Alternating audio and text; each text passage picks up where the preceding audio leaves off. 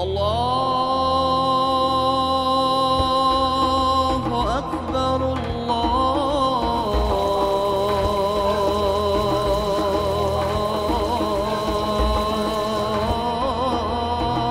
Akbar.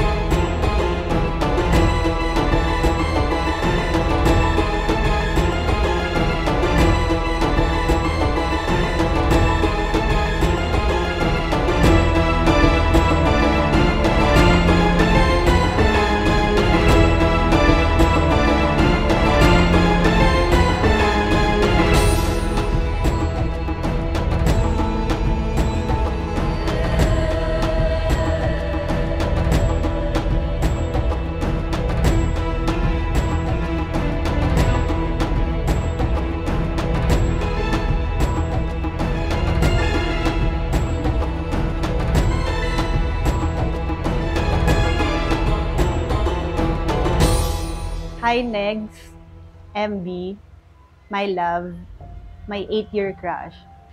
You know, things like this are very hard for me because I'm not clingy nor sweet.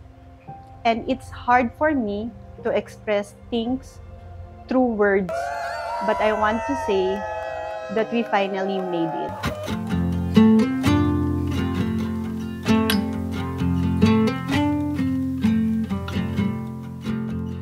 Magkakilala kami parang elementary pa lang. And then, high school.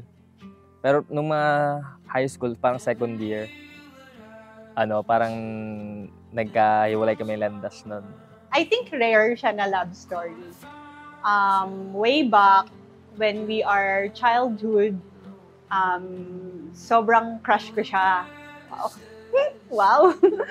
So, every time na meron silang game, basketball game, lagi akong nanonood, nagsusupport. And then, yung tita ko kasi doon and yung tito ko, committee din. So, lagi talaga akong nakanood kasi lagi ako sinasama ng tito and tita ko.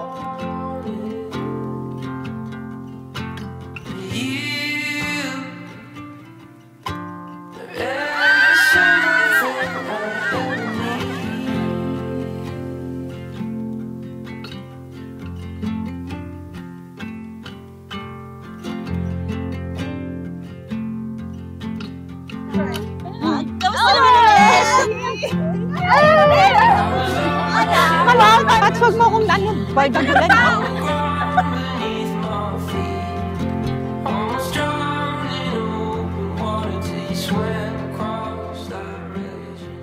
Kasi may tindahan sila eh. Tapos kumakain kami doon, may pastilan sila.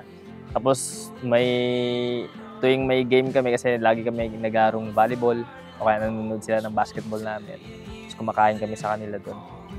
And then, lagi namin nakakwentuhan yung nanay, yung si Mami Longi. Tapos minsan pagbantay yung papa, nakakabiruan namin, gano'n. Hanggang, nagpaalam ako sa kanila na gusto kong ligawan yung anak nila, gano'n.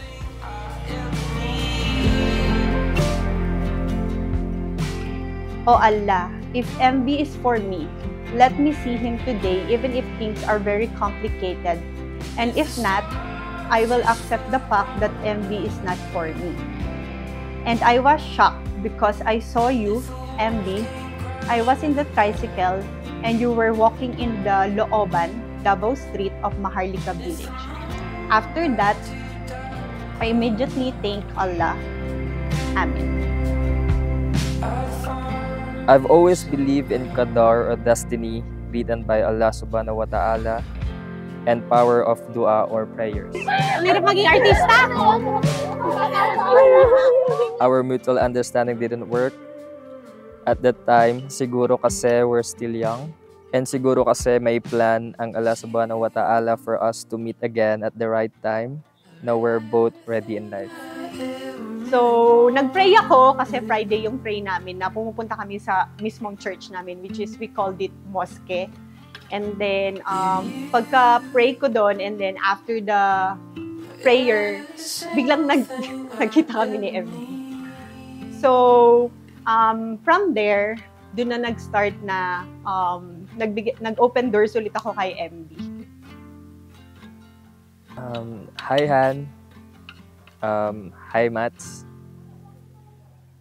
Hi my beautiful and lovely wife. Alam mo, ang dami kong naalala, nagpa-flashback lahat. Dati nung mga bata pa tayo, papansin lang ako sa tindahan niyo. Pag ikaw yung bantay. Papansin sa basketball court, dribble, crossover. Tapos pa-cute na layup pag nanonood ka kasama ni Mami Tre.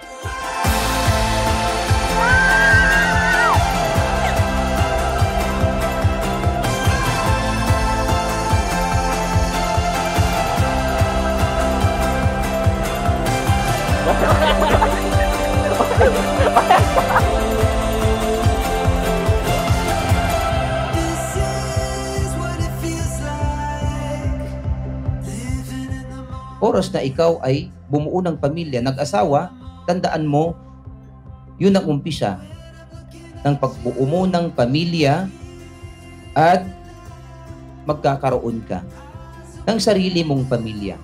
At marapat lamang na magkaroon ka ng privacy at ibukod ang iyong pamilya.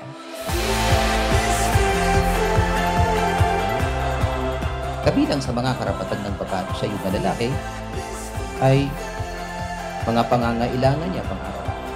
Katulad na lamang ng kasuotan, ang magpo-provide ng kasuotan ng babae ay si lalaki. Dahil siya ang naghahanap buhay, ikaw ang